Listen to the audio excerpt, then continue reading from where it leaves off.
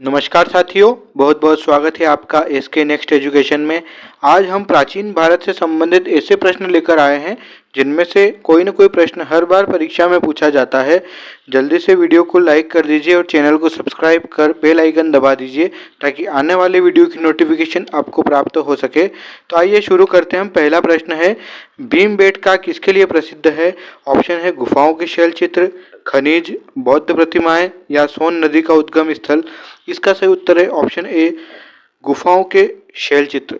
दोस्तों, भीमबेटका मध्य प्रदेश के रायसेन जिले में स्थित एक पुरापाषाणिक आवासीय पुरा स्थल है। यह आदि मानव द्वारा बनाए गए शैल चित्रों और शैलाश्रयों के लिए प्रसिद्ध हैं। इन चित्रों को पुरापाषाण काल से मध्य पाषाण काल के समय का माना जाता है। ये चित्र भारतीय उपमहाद्वीप में मानव जीवन के प्राचीनतम चिन्ह हैं। अगले प्रश्न की ओर बढ़ेंगे। प्रश्न क्रमांक 2 है, मालती माधव के लेखक कौन थे? ऑप्शन है भास, भवभूति, शूद्रक या हर्ष। इसका सही उत्तर है ऑप्शन बी, भवभूति। दोस्तों, मालती माधव 10 अंकों का प्रकरण है जिसमें मालती और माधव की कल्पना प्रसूत प्रेम कथा है। भवभूति 8वीं शताब्दी के भारत के विद्वान थे। उनके नाटक और कविताएं संस्कृत में लिखी गई हैं।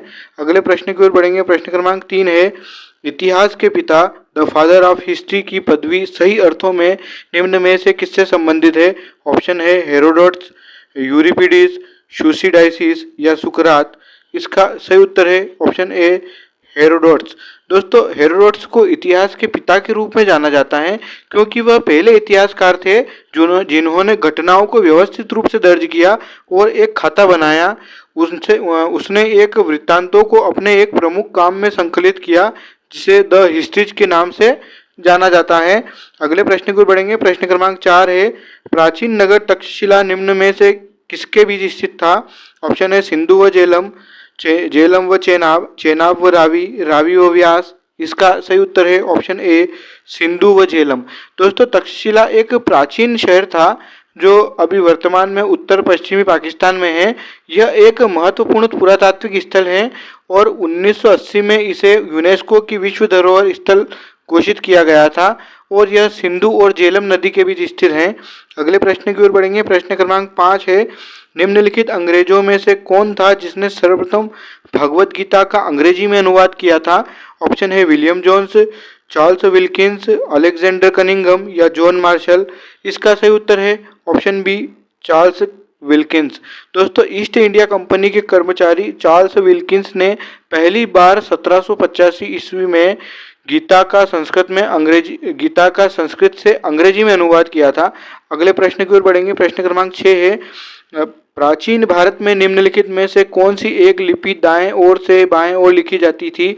ऑप्शन है ब्राह्मी, नंदनागरी, शारदा या खरोष्ठी।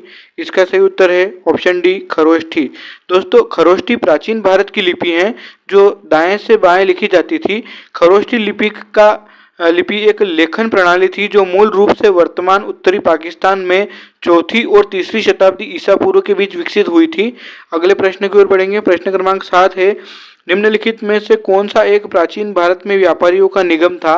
ऑप्शन है चतुर्वेदी मंगलम, परिषद, अष्टदिग्गज या मणिग्राम। इसका सही उत्तर है ऑप्शन डी, मणिग्राम। दोस्तों, गुप्त काल में विदेशी आक्रमणों से मुक्ति, विशाल भूभाग की राजनीतिक एकता और प्रशासनिक स्थिरता से व्यापार व वाणिज्य का विकास हुआ। आंतरिक व्यापार व वाणिज्य का विकास हुआ। आंतरिक व्यापार श्रेष्ठी व सार्थवाह, कुलीन और निगम के माध्यम से संगठित होता था जिसे मिलाकर मणिग्राम कहा जाता है। अगले प्रश्न की ओर बढ़ेंगे। प्रश्न क्रमांक 8 है, मुद्रा राक्षस नामक पुस्तक का लेखक कौन था? ऑप्शन है विशाख दत्त, कौटिल्य, बाणभट्ट या कल्हण।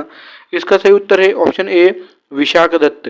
दोस्तों, मुद्रा राक्षस संस्कृत का ऐतिहासिक नाटक है जिसके रचयिता विशाख दत्त हैं। इसकी रचना 4वीं शताब्दी में हुई थी। अगले प्रश्न की ओर बढ़ेंगे। प्रश्न क्रमांक 9 है, बौद्ध, जैन एवं ब्राह्मण धर्म में कौन सी धारणा एक जैसी है? ऑप्शन है कर्मवाद का सिद्धांत, आत्मा की अनश्वरता, ईश्वर में विश्वास या कठोर तप या वैराग्य। इसका सही उत्तर है ऑप्शन ए, कर्मवाद का सिद्धांत। दोस्तों, व्यक्ति अच्छे और बुरे जो भी कर्म करता है उसके अनुरूप भविष्य में उसे सुख अथवा दुख की प्राप्ति होती है। इसी को कर्म सिद्धांत अथवा कर्मवाद कहते हैं। अगले प्रश्न की ओर बढ़ेंगे। प्रश्न क्रमांक 10 है, बिहार महान धार्मिक केंद्र है। ऑप्शन है सिखों के लिए, जैनों के लिए, बौद्धों के लिए या इन सभी के लिए। इसका सही उत्तर है ऑप्शन डी, इन सभी के लिए। दोस्तों, बिहार में हिंदू, मुसलमान, बौद्ध, जैन एवं सिख धर्म के अनेक महत्वपूर्ण तीर्थ स्थल है। इनमें गया हिंदुओं के लिए, मनेर एवं फुलवारी शरीफ मुसलमानों के लिए, राजगीर, वैशाली, बोध गया, नेचुआ, जलालपुर एवं केसरिया बौद्धों के लिए, पावापुरी जैनों के लिए और पटना साहिब सिखों के लिए उल्लेखनीय धार्मिक एवं भ्रमणीय स्थल हैं। अगले प्रश्न की ओर बढ़ेंगे। प्रश्न क्रमांक 11 है, मानव द्वारा सर्वप्रथम प्रयुक्त धातु थी। ऑप्शन है सोना, चांदी, तांबा या लोहा। इसका सही उत्तर है ऑप्शन सी, तांबा। दोस्तों, तांबे का इस्तेमाल सबसे पहले मनुष्य ने 10,000 साल पहले किया था। एक तांबे का झुमका जो अब वर्तमान में उत्तरी इराक में खोजा गया है वह लगभग 8,700 ईसा पूर्व का है। लगभग 5 सहस्त्राब्दियों तक तांबा मनुष्य के लिए ज्ञात एकमात्र धातु था। अगले प्रश्न की ओर बढ़ेंगे। प्रश्न क्रमांक 12 है, प्राचीन भारत में बौद्ध कौन थे। ऑप्शन है बौद्ध मत का एक पंथ, जैन मत का एक पंथ, एक गणतांत्रिक जनजाति या चोलों के सामंत। इसका सही उत्तर है ऑप्शन सी, एक गणतांत्रिक जनजाति। दोस्तों, ये मुख्य रूप से अपने कौशल के लिए क्षत्रिय थे, जैसा कि रुद्रदमन के जूनागढ़ शिलालेख में अंकित किया गया है। अगले प्रश्न की ओर बढ़ेंगे। प्रश्न क्रमांक 13 है, कौन सुमेलित नहीं है। ऑप्शन है हिंदू धर्म, ग्रंथ है गीता, मुस्लिम धर्म, ग्रंथ है कुरान, बौद्ध धर्म, ग्रंथ है धर्मपंथ और जैन धर्म, ग्रंथ है बाइबिल। इसका सही उत्तर है ऑप्शन डी, जैन धर्म बाइबिल ये सुमेलित नहीं है, क्योंकि बाइबिल तो ईसाई धर्म का पवित्र ग्रंथ है। अगले प्रश्न की ओर बढ़ेंगे। प्रश्न क्रमांक 14 है, निम्नलिखित युग्मों में कौन एक सही सुमेलित नहीं है। ऑप्शन है कर्पूर मंजरी हर्ष द्वारा, मालविकाग्निमित्र कालिदास द्वारा, मुद्रा राक्षस विशाख दत्त द्वारा या सुंदरानंद अश्वघोष द्वारा। इसका सही उत्तर है ऑप्शन ए, कर्पूर मंजरी हर्ष द्वारा, क्योंकि इसमें कर्पूर मंजरी की रचना राजशेखर ने की थी। अगले प्रश्न की ओर बढ़ेंगे। प्रश्न क्रमांक 15 है, पुलकेशिन प्रथम का बादामी शिलालेख शक वर्ष 465 का दिनांकित है। यदि इसे विक्रम संवत में दिनांकित करना हो तो वर्ष होगा। ऑप्शन है 601, 300, 330 या 407। इसका सही उत्तर है ऑप्शन ए, 601। दोस्तों, बादामी जिसका पूर्व नाम था वातापी, कर्नाटक राज्य के बंगाल कोट की एक तहसील है। बादामी चालुक्य वंश की राजधानी रही थी। अगले प्रश्न की ओर बढ़ेंगे। प्रश्न क्रमांक 16 है, निम्नलिखित प्राचीन भारतीय अभिलेखों में कौन सा एक खाद्यान्न को देश में संकट काल में उपयोग हेतु सुरक्षित रखने के बारे में प्राचीनतम शाही आदेश है। ऑप्शन है सोहगोरा ताम्रपत्र, अशोक का रुक्मिणदेही स्तंभलेख, प्रयाग प्रशस्ति या चंद्र का मेहरौली लोह स्तंभलेख। इसका सही उत्तर है ऑप्शन ए, सोहगोरा ताम्रपत्र। दोस्तों, सोहगोरा ताम्रलेख एक ताम्रपट्ट पर लेखबद्ध प्राचीनतम लेख है जो उत्तर भारत में गोरखपुर के पास सोहगोरा नामक स्थान से प्राप्त हुआ है। सोहगोरा गोरखपुर से 35 किलोमीटर दक्षिण पूर्व में ताप्ती नदी के किनारे स्थित है। इस ताम्रलेख की लिपि ब्राह्मी है। अगले प्रश्न की ओर बढ़ेंगे। प्रश्न क्रमांक 17 है, समुद्रगुप्त का दरबारी कवि कौन था। ऑप्शन है बाणभट्ट, हरिशेन, चंद्रवरदाई या भवभूति।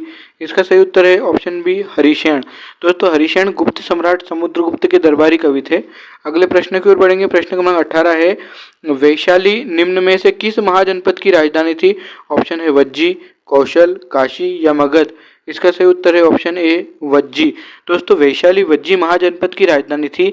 यह राज्य बिहार में गंगा नदी के उत्तर में स्थित था। अगले प्रश्न की ओर बढ़ेंगे। प्रश्न क्रमांक 19 है, कलिंग के राजा खारवेल का संबंध निम्नलिखित में से किस राजवंश से था। ऑप्शन है महामेधवाहन वंश, हर्यक वंश, रठभोजक वंश या सातवाहन वंश। इसका सही उत्तर है ऑप्शन ए, महामेधवाहन वंश। दोस्तों, महामेधवाहन वंश मौर्य साम्राज्य के पतन के बाद कलिंग का एक प्राचीन शासक वंश था। अगले प्रश्न की ओर बढ़ेंगे। प्रश्न क्रमांक 20 है, राजतरंगिणी का लेखक था। ऑप्शन है भोज, जयदेव, हर्ष या कल्हण। इसका सही उत्तर है ऑप्शन डी, कल्हण। दोस्तों, 12वीं शताब्दी में कल्हण द्वारा रचित राजतरंगिणी मध्यकालीन कश्मीर के इतिहास का मुख्य स्रोत है। यह संस्कृत में कश्मीरी इतिहासकार कल्हण द्वारा 12वीं शताब्दी में लिखा गया था। राज तरंगिणी में 7,826 श्लोक हैं और इसे तरंग नामक 8 पुस्तकों में विभाजित किया गया है। दोस्तों, यदि आपको वीडियो पसंद आया हो तो इसे लाइक कीजिए, शेयर कीजिए और चैनल को सब्सक्राइब कीजिए ताकि आने वाले वीडियो की नोटिफिकेशन आपको प्राप्त हो सके। Thank you.